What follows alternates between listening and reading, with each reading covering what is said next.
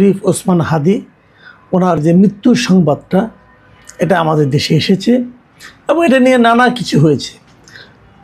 প্রধান উপদেষ্টা নিজে শরীফ ওসমান হাদির মৃত্যুর সংবাদ জাতির উদ্দেশ্যে জানিয়েছেন এবং তার পরপরে আমরা দেখেছি সারা দেশে একটা তুলকালাম কাণ্ড ঘটে গেছে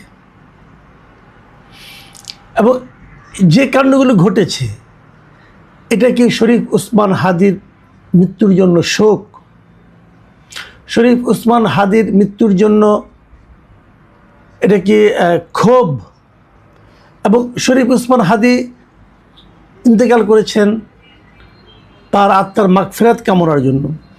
এই ক্ষোভটা কি শরীফ ওসমান হাদির জন্য কোনো ইতিবাচক দিক? আমি যদি এটাকে ধর্মীয়ভাবে দেখি, এটা কি ভালো কিছু? এটা আসলে কেন হলো, কিভাবে হলো? এটা কি স্বতঃস্ফূর্তভাবে হয়েছে নাকি এটা পরিকল্পিতভাবে হয়েছে? কী কী হয়েছে আমি যদি সেটা দেখার চেষ্টা করি, সব মনে নেই, আমি কয়েকটা লিখেছি জাস্ট আপনাদেরকে একটু শেয়ার করার জন্য। শরীফ ওসমান হাদির মৃত্যুর সংবাদের পর যে ঘটনাগুলো সারা দেশে ঘটেছে, খুলনা ও চট্টগ্রামে ভারতের হাই কমিশনের কার্যালয়ে বাসভবনে হামলা হয়েছে। প্রথম আলো ও ডেইলি স্টারের ঢাকার প্রধান কার্যালয়ে ভাঙচুর এবং অগ্নিসংযোগ হয়েছে। ধানমন্ডি 32 নম্বরে আবারও অগ্নিসংযোগ ও ভাঙচুর হয়েছে। ছায়ানটের কার্যালয়ে ভাঙচুর এবং অগ্নিসংযোগ হয়েছে। ইন্দিরা গান্ধী কালচারাল সেন্টার ভাঙচুর এবং অগ্নিসংযোগ হয়েছে। উত্তরাতে 32টি দোকান ভাঙচুর ও আওয়ামী লীগের নেতার বাড়িতে অগ্নিসংযোগ হয়েছে। রাজশাহীতে ডেইলি স্টার প্রথম আলোর কার্যালয়ে ভাঙচুর হয়েছে। ধর্ম অবমাননার অভিযোগে নিয়ে ময়মনসিংহে ভালুকার দিকে এক হিন্দু যুবককে গাছে ঝুলিয়ে পিটিয়ে হত্যা করে লাশে আগুন দিয়ে দেওয়া হয়েছে।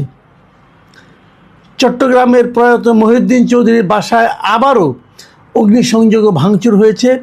সাবেক মন্ত্রী বীর বাহাদুরের বাড়িতে অগ্নিসংযোগ হয়েছে। নিউ এজের সম্পাদক নুরুল কবিরের উপর হামলা হয়েছে।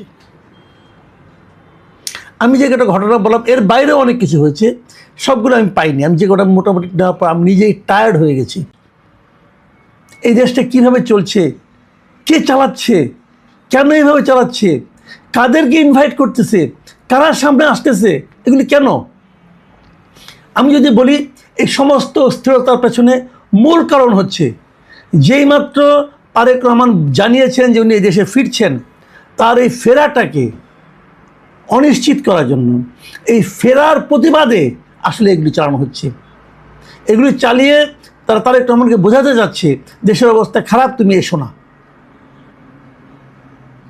আর কিচ্ছু না। এখন আপনারা ভেবে দেখেন তারেক রহমান দেশে ফিরলে কার লাভ, কার ক্ষতি? যার ক্ষতি তারাই এগুলি করাচ্ছে, তারাই শরীফ রহমান হাদিকে মেরেছে এবং এখানে রাজনীতি আছে।